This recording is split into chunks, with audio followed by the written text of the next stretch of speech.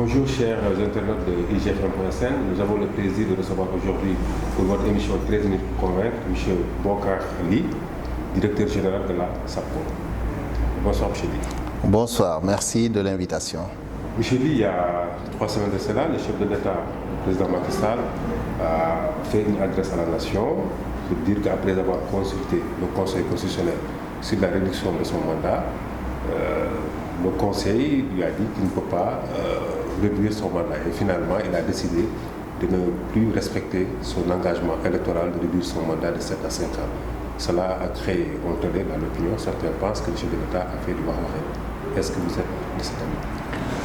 Alors, merci de me donner l'occasion de répondre à cette polémique qui me semble une polémique aujourd'hui inopportune. Parce que un gardien de la Constitution qui consulte le Conseil constitutionnel habilité à donner un avis sur des questions liées à la Constitution et qui décide de suivre l'avis de ce Conseil, Conseil constitutionnel, je n'y vois pas de wax-waxet. Parce que moi je pense que dans ce pays, il y a quand même une certaine organisation et nous sommes dans une république avec ses règles. Nous avons un conseil constitutionnel qui est habilité à donner des avis ou des décisions, qu'on appelle avis ou décisions. Pour moi, ça revient à la même chose. Le président qui est obligé, de par la loi, de consulter le Conseil constitutionnel, a recueilli son avis et a décidé de suivre son avis. Je pense qu'il a agi en toute responsabilité. Le président a agi en tant que républicain et je ne vois pas de raison aujourd'hui de dire que c'est du wax-waxet. Bien sûr, il avait fait une promesse et il est allé jusqu'au bout de sa logique. La promesse, c'était que le mandat en cours puisse être réduit à 5 ans. Et le Conseil constitutionnel trouve que ça ouvre une brèche dans la Constitution qui demain pourrait peut-être mettre le pays en difficulté et a décidé de fermer cette brèche. Et donc je ne vois pas aujourd'hui ce qui explique le fait de dire que c'est du wax-waxet. Bien sûr, on le comprend venant de certains. Parce que quand on est dans l'opposition, on profite de toute occasion pour affaiblir, disons pour s'opposer, pour conquérir le pouvoir. Parce que l'objectif final, c'est de convaincre les Sénégalais que le président a failli à sa parole. Mais quand on rentre dans le fond du débat, on se rend compte qu'en réalité, il n'y a pas de reniement.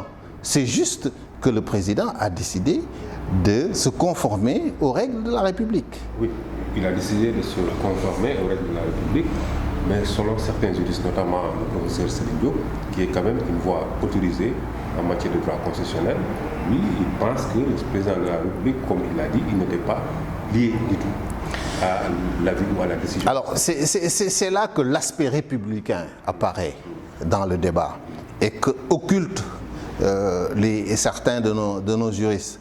Parce qu'en réalité, qu'il y ait 1000 ou une voix, mais ceux qui sont habilités à dire le droit en termes de constitution, s'ils vous donnent un avis, sur la constitution, je pense en tant que républicain, vous êtes liés.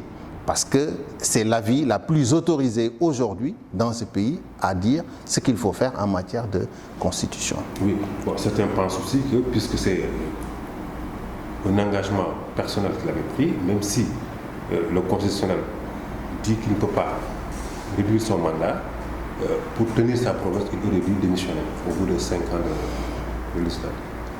Alors moi je pense que dire qu'il doit démissionner, c'est quand même aller au-delà du raisonnable. C'est pas aller au-delà, mais c'était aussi une possibilité. Un président de la République aujourd'hui qui démissionne, c'est... parlementaire, mais aussi et la démission qui était aussi une possibilité selon certains. Oui, mais ce ne serait pas responsable. de dire je démissionne sur cette base-là. Parce que simplement, le président, en étant élu, a juré sur la Constitution de garantir cette Constitution-là, d'être le garant de la Constitution. Et qu'aujourd'hui, si les tenants de la Constitution, ceux qui sont habilités à donner les avis sur la Constitution, lui donnent un avis, suivre cet avis, c'est respecter le serment qu'il a fait devant les Sénégalais.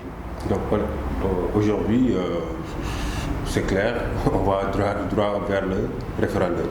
Mais entre-temps, il avait lancé un appel à l'opposition pour essayer de discuter avec l'opposition. Mais certains pensent qu'il aurait dû d'abord commencer par là, discuter d'abord avec l'opposition avant de saisir le Conseil constitutionnel. Aujourd'hui, on est devant un statu quo puisque l'opposition n'a pas accepté la méthode du président. Je pense qu'il y a eu un large débat sur la question. Il a été même mis en place une commission composée de hautes personnalités de ce pays qui sont aujourd'hui des voix autorisées à réfléchir sur la question. Je pense que tous les Sénégalais ont été associés et la plupart des points proposés sur ce référendum découlent d'une revendication, de vieilles revendications du peuple sénégalais. Et que donc ce débat-là a eu lieu pendant plusieurs années. Oui, ce débat a eu lieu parce que la plupart des points sont contenus dans les assises nationales et que aussi la Commission nationale des réformes institutionnelles, dirigée alors autant par Amadou Mahtar Mbow, a sillonné peut-être le pays. Mais aujourd'hui, quand le président de la République a décidé de prendre 15 points des propositions de cette commission, il était beaucoup plus sage de rencontrer l'opposition autour de ces maintenant discuter avant même de décider quoi que ce soit. Alors, quand il s'agit de débat, le débat au Sénégal, il est interminable. Si on attend que tous les violons soient accordés pour décider, je pense qu'on fera que du surplace dans ce pays. Parce que quand même, en termes de discussion et de débat, nous sommes les champions du monde. Notre difficulté, c'est de passer à l'action et de réaliser les promesses qu'on a tenues face au peuple. Je pense que le président a fait une promesse de campagne. Il est allé jusqu'au bout de sa logique et il est arrivé au moment où il fallait décider. Et je pense que ce débat-là ne doit pas tirer en longueur. On ne peut pas continuer à parler éternellement de référendum. Je pense qu'à un moment donné, il fallait quand même prendre une décision pour passer à autre chose. Parce la décision est prise alors, vous allez passer au référendum, mais aujourd'hui, devant vous, il y a un large front appelé Front du Nord, qui a décidé de mobiliser 13 000 volontaires pour contrecarrer cette volonté. Oui, ça c'est des bonnes intentions. On entend des bruits par-ci, par-là. Mais quand on va sur le terrain, nous qui sommes sur le terrain politique, nous savons que ces voix-là s'arrêtent seulement au niveau de la presse. Il est facile aujourd'hui de parler dans les radios et dans les médias. Mais il est plus difficile d'aller sur le terrain et de parler aux populations. Nous qui sommes en contact direct avec les populations, nous savons que ceux qui crient le non aujourd'hui ne représentent pas grand-chose sur le terrain. Voilà. On les entend, ils sont très, très bruyants, mais sur le terrain politique, moi j'ai vu plutôt ceux qui plaident pour le oui. L'opposition a décidé de déployer 13 000 volontaires du non. Est-ce que vous ne craignez pas que sur le terrain, que ça soit très compliqué pour vous? Alors moi je ne crois pas une seconde à ce que le non puisse l'emporter. Pour la bonne et simple raison que aujourd'hui les grands partis sont pour le oui. Les forces politiques organisées sont pour le oui. Les partis, vous voulez parler de quel parti? Je parle du PS, je parle de l'AFP et je parle aussi de ce qui reste de l'AFP et de ce qui reste du PS, parce que vous n'êtes pas sans ignorer que pas plus tard qu'hier, Khalifa Sall, qui est quand même le patron de Dakar, a décidé de voter non. Oui, mais vous avez vu aussi ce qui s'est passé au bureau politique du PS. Une écrasante majorité s'est déterminée pour le oui. Donc ça, c'est rassurant.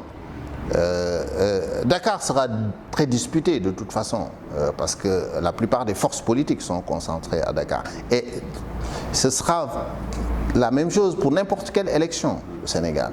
Mais quand vous sortez de Dakar, vous vous rendrez compte qu'il y a un désert de noms.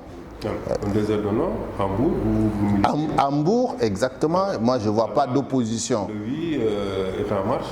Hambourg, on aura plus de 80% de oui. Ça, c'est indéniable. Ça, je vous donne rendez-vous le 20 mars. Vous allez voir ce qui va se passer. Aujourd'hui, toutes les forces politiques organisées à Hambourg sont ensemble et font un travail formidable pour mobiliser la population pour aller voter massivement pour le oui. Alors, on sait que souvent après les élections, quand ça ne marche pas pour certains responsables, bon, on peut s'attendre à des revirements de situation. C'était le cas lors des élections locales où Mimi Touré avait été battu à Kraïev. Le lendemain, on l'a vu, il a été purement, simplement débarqué. Aujourd'hui, au niveau de Kraïev, pour le maire Khalifa Sall et le patron, Mimi Touré, pour l'instant, semble traîner un peu les pieds. Est-ce que cela ne peut pas fragiliser la coalition de façon générale? Alors la coalition, en tout cas, d'après ma lecture, elle est encore plus forte aujourd'hui autour du oui. Les difficultés qu'on a eues lors des élections locales, on ne les aura pas au référendum parce que nous sommes allés aux élections locales en rang dispersé. On n'était pas affaiblis, on était dispersés. Ah, mais jusque-là, la dispersion existe, pas plus tard qu'avant-hier, au niveau de Kaolack, entre Djensar, c'est ça Oui, mais il n'y a pas dans le parti quelqu'un qui appelle. Il n'y a pas dans le parti aujourd'hui quelqu'un qui appelle à voter non. C'est présenté à Matam, un peu partout. Est-ce que cela c'est rassurant pour vous? Alors, des guéguerres politiques entre responsables, ça c'est connu dans le pays, c'est pas valable seulement pour la PS, c'est valable pour tous les partis. On l'a vu au PS, on l'a vu ailleurs, dans le PDS. Aujourd'hui, enfin, on n'a pas de, il n'y a aucune voix qui rassemble tout le monde. Ce qui est sûr, c'est qu'aujourd'hui, quelles que soient les difficultés relationnelles entre responsables de l'APR, tout le monde est d'accord pour battre campagne pour le oui. Donc, il n'y a pas de dispersion possible. De toute façon, il n'y a que deux voix, oui ou non. Et l'APR est en ordre de bataille aujourd'hui pour le oui, accompagné de ses alliés qui ne sont pas des négligeables dans ce combat. Merci, M. Ly. Merci beaucoup. Directeur des Internets, vous étiez l'invité de notre émission 13 minutes pour convaincre. Rendez-vous la prochaine fois.